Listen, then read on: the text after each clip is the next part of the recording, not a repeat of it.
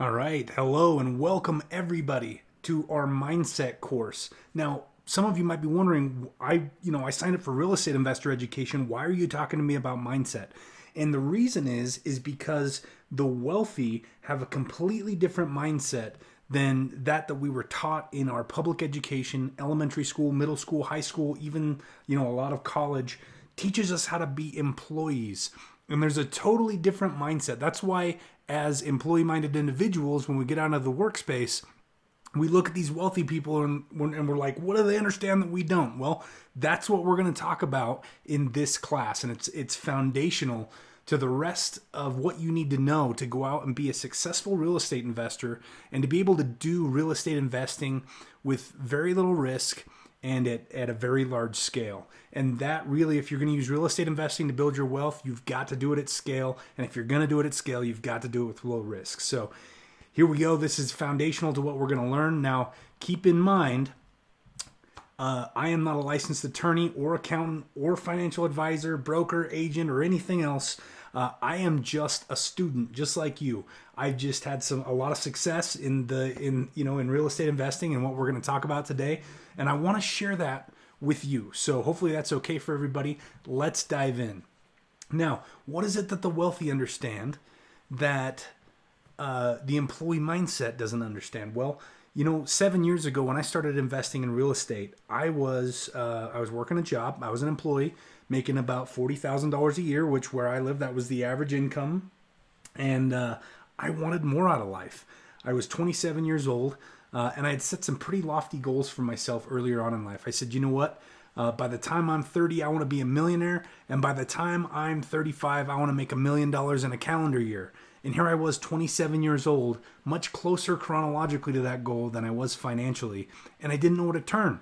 I looked at other people in my industry. They weren't making much more than I was, and they definitely weren't approaching the goals that I had financially. So I decided that I had to look at wealthy people who I knew had accomplished those things, and I wanted to get inside their heads. I wanted to understand how they think. And so I started studying every wealthy person I could think of. Some of them are on the screen right now. And I picked up every biography, watched every TED Talk, just dove into all the content that I could to understand what it was that wealthy mindset individuals did. Well, I got addicted to this study. I went down to my local superstore and I bought 7 composition notebooks and filled them full of notes about the things that I was learning about the habits of the wealthy.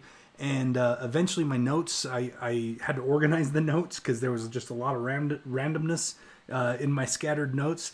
So I organized the notes into a paper, and in 2015, my paper became a book, which actually eventually became a #1 bestseller on Amazon. It is called Mindset to Millionaire, and the reason I bring up the book is because that's what we're going to talk about in this course. We're going to talk about the difference between what I come to call in the book the employee mindset versus the wealthy mindset. So we are going to compare and contrast a lot of those things. We're going to bust some myths. And hopefully we're going to get you thinking on a path that's going to lead you to true wealth creation over the course of your education in real estate investor, as a real estate investor. So let's talk about what we're going to cover in this course as we go through it. So first, we're going to talk about getting out of the employee trap. You see, since the Industrial Revolution almost 200 years ago, the current financial system, the banking system, the employee system, even the way that we're taxed, was all created about that time. And it was designed to keep most Americans in that employee cycle. And unfortunately, as employees, a lot of us live paycheck to paycheck as employees, and that's not what we want. We look at the wealthy, we want what they have. So we're going to talk in the first section, in the next module, we're going to talk about getting out of the employee trap. Then we're going to move on to how wealthy people own a business. And we're going to talk about why and how they set those businesses up. And we're going to go into great detail about that. After that, we're going to talk about wealthy people invest.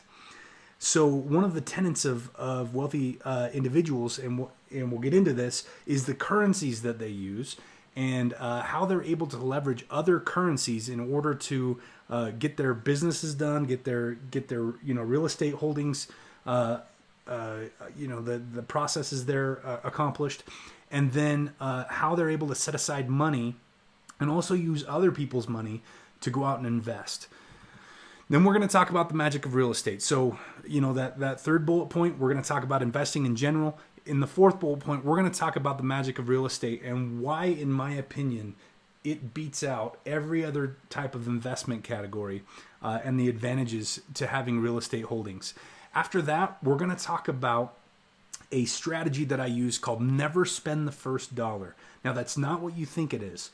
So I'm excited to dive deeply into that concept and share that strategy with you. Then after that, we're going to talk about leverage. Now, what I mean by leverage is debt.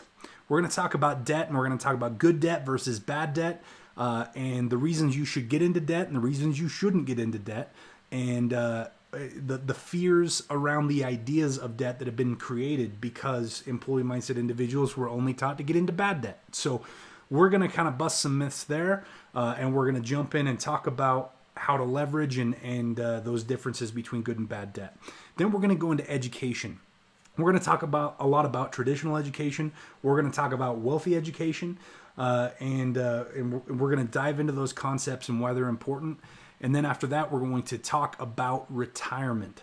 So once we've accomplished that, then that should take the length of the course here, and we're going to dive in after this. We're going to dive into module 2, which happens to be that first bullet point there. We're going to be going into getting out of the employee trap. So guys, I will see you in module 2.